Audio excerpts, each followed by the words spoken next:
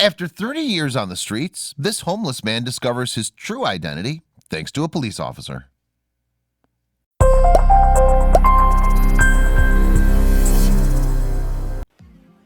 There are countless homeless people who do the best they can to survive on city streets all around the world.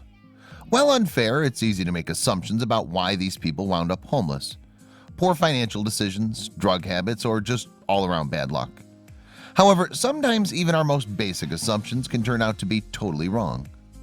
One police officer crossed paths with homeless folks while on duty. Yet there was one man who caught his eye.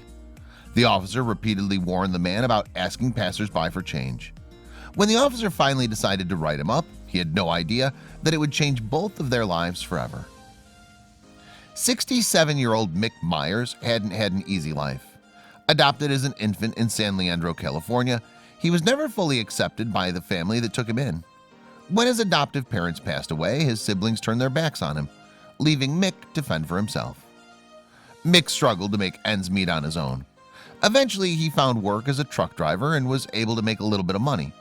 Still, he couldn't shake the feelings of isolation and heartache that he found in his solitary existence.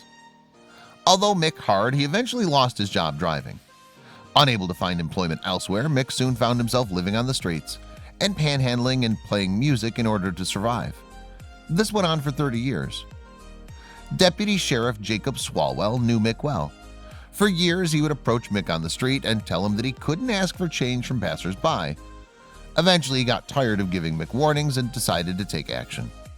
Deputy Sheriff Swalwell decided to formally write up a citation for Mick. In order to do so, however, he needed a form of ID from Mick to process the citation. Mick answered him honestly. He didn't have any form of identification. I'd given him so many warnings, remembered Deputy Sheriff Swalwell, and I asked him for his ID and he said he didn't have an ID. And I immediately asked, why don't you have an ID? Deputy Sheriff Swalwell added, I learned more that he was disabled and had been homeless for 30 years. He was not an alcoholic, he did not use drugs, he was just a senior citizen on his own. This flew in the face of assumptions the officer made about Mick. Mick went on to explain that he was on the streets because he didn't have access to Social Security. In order to access those funds, he would need an ID, something that was almost impossible for him to acquire. Well, you've got somebody to help you now, Deputy Sheriff Swalwell said. He told Mick that he would help him get proper identification. This, he hoped, would be the first step in getting Mick off the streets. The road to getting that ID wouldn't be easy. In fact, even with the officer by his side, it proved to be a tremendous struggle. That was because the DMV had long since erased any record of Mick from their system. And in order to get him back in, it needed documents that Mick obviously didn't have.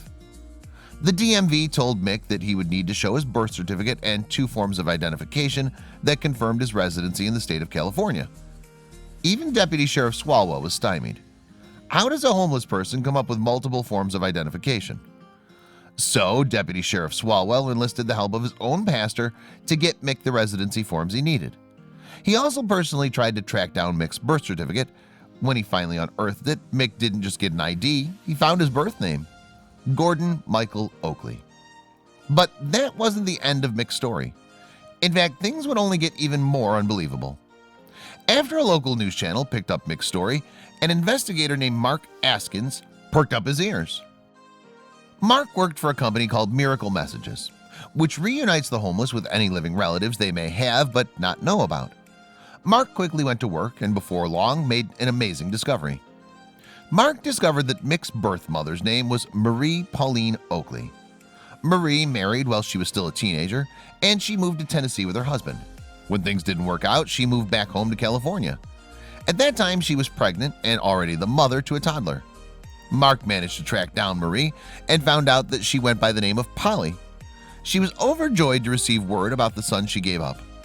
I've often wondered what might have happened to him, she said, but at the same time, I just assumed he had a good family because that's what I'd been told. Polly revealed that as a baby, Mick needed expensive surgery that she couldn't afford. At the suggestion of her mother, she gave him up.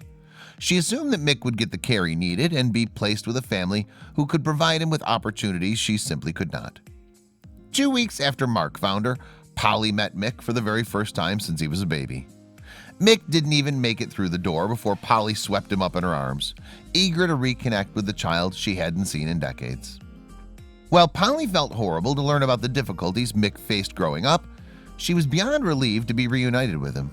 Mick was also ecstatic. He went from being despised and shunned by his adoptive family to loved by his birth family. Molly opened up her home to Mick, giving him both a place to live and time to get to know each other. Every day they were thankful for the hard work of Deputy Sheriff Swalwell, who brought them back together and saved Mick's life in the process. There are so many stories like this one that don't have a happy ending. It's just exceptional that this police officer was able to make such a tremendous difference in Mick's life. Doubtlessly, he'll be forever grateful to Deputy Sheriff Swalwell. Share this heartwarming story with your friends.